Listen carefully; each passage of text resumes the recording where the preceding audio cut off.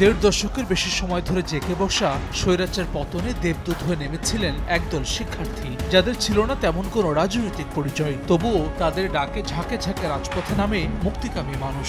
অসীম সাহসে বুলেটের সামনে বুক চিতিয়ে স্বৈরাচারের কবল থেকে স্বদেশকে মুক্ত করেন ছাত্র জনতা। বৈষম্য বিরোধী ছাত্র আন্দোলনের ব্যানারে শুরু হওয়া কোটা আন্দোলনকে ঐতিহাসিক স্বৈরাচার পতনের এক দফায় নিতে নেতৃত্ব দেন সমন্বয়করা। ২৪ সালের ৮ জুলাই ৬৫ সদস্য বিশিষ্ট কমিটি ঘোষণা করা হয়। পরবর্তীতে ৩ আগস্ট ১৫৮ সদস্য বিশিষ্ট কমিটিতে সমন্বয়ক হিসেবে রাখা হয় ৪৯ জনকে, আর সহ সমন্বয়ক ছিলেন ১০৯ জন। কমিটিতে ১ নম্বর সমন্বয়ক ছিলেন নাহিদ ইসলাম। মুখ্য ভূমিকায় ছিলেন সার্জিস আলম, হাসনাত আবদুল্লাহ, আসিফ মাহমুদ, মোহাম্মদ মাহিন সরকার, আব্দুল কাদের, হান্নান মাসুদদের মতো শিক্ষার্থীরা। আন্দোলনে সর্বাত্মক সহযোগিতা করে বিএনপি, জামায়াত, ছাত্রদল, ছাত্র শিবির সহ ফ্যাসিবাদ বিরোধী সব সংগঠন, যার মধ্য দিয়েই রক্তক্ষয়ী গণ অভ্যুত্থানে বিদায় নেয় শেখ হাসিনা সরকার। স্বৈরাচার উত্তর বাংলাদেশে পরিবর্তন আনা হয়েছে বৈষম্য বিরোধী ছাত্র আন্দোলনের কর্মপরিধি এবং পরিকল্পনায়। অভ্যুত্থানের নেতৃত্ব দেওয়া প্ল্যাটফর্মটি গতানুগতিক সংগঠনের বাইরে কাজ করবে শহীদ পরিবার এবং আহতদের পুনর্বাসনে। আর অভ্যুত্থানের নেতৃত্ব দেওয়া সমন্বয়কদের সিংহভাগ যোগ দিয়েছেন জাতীয় নাগরিক পার্টি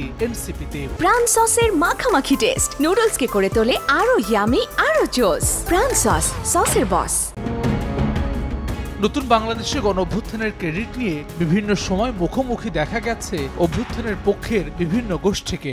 আন্দোলনের রূপরেখা প্রণয়ন কে করেছে তা নিয়ে সরগরম রাজনীতির মাঠ। তবে অভূতপূর্ব এই গণ অভ্যুত্থানের ক্রেডিট নেওয়ার খেলাকে অপ্রত্যাশিত বলছেন আন্দোলনের অন্যতম সমন্বয়ক সার্জিস আলম। ক্রেডিট নেওয়ার যে খেলাটা আমরা দেখছি, আমরা মনে করি এটা একদমই অপ্রত্যাশিত। যারা অংশগ্রহণ করেছে এই অভ্যুত্থানে প্রত্যক্ষ বা পরোক্ষভাবে সবারই অবদান ছিল, এবং এখানকার যে কোনো একটা অংশ যদি তাদের জায়গা থেকে এই অংশগ্রহণটা না থাকতো, হয়তোবা এই অভ্যুত্থান আরো বিলম্বিত হতে পারতো, হয়তোবা সফলতার মুখ নাও দেখতে পারতো। গণ অভ্যুত্থানের মূল ক্রেডিট অরাজনৈতিক সাধারণ মানুষকে দিতে চান আন্দোলনের প্রধান মুখ নাহিদ ইসলাম। তার মতে অভ্যুত্থানের চেতনাকে যারা ধারণ করবে, মানুষের সমর্থনও পাবে তারা। ক্রেডিট যদি বলেন, এটা বাংলাদেশের সাধারণ মানুষ, সাধারণ ছাত্ররা, শ্রমিকরা, যারা কোনো দল করে না, তারা নামছে দেখে আন্দোলন সফল হয়েছে। অভ্যুত্থানের আকাঙ্ক্ষা কোন দল বা কারা সবচেয়ে বেশি ধারণ করতেছে, মানুষ তাদের সাথে যাবে। নাহিদ ইসলাম বলছেন, ফ্যাসিবাদ বিরোধী দলগুলো পরিশুদ্ধ না হয় এনসিপির আত্মপ্রকাশ ঘটেছে,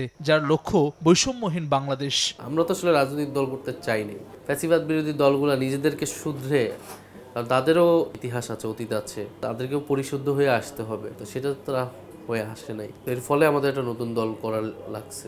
রাষ্ট্রবিজ্ঞানের শিক্ষক অধ্যাপক সাব্বির আহমেদ মনে করেন, কারো একক ক্রেডিট না থাকলেও শিক্ষার্থীদের ত্যাগ এবং সাহসিকতা ছিল অনন্য, যার উপর ভর করেই এসেছে বিজয়। ক্রেডিটটা সকলেই প্রাপ্য, তবে এটুক বলতেই হবে যে এটার নেতৃত্ব ভাগে মানে ছাত্ররা যদি না থাকতো আর কি, তাহলে ইনফ্যাক্ট এটা সফল পরিণতির দিকে যেত কিনা সেটা একটা সন্দেহ আর কি। একই সাথে দীর্ঘ সময় ফ্যাসিবাদ বিরোধী আন্দোলনে থাকা দলগুলোকেও স্বীকৃতি দেওয়ার কথা বলছেন এই বিশ্লেষক। প্রত্যাশা সত্যিকারের ফ্যাসিবাদ মুক্ত বাংলাদেশ।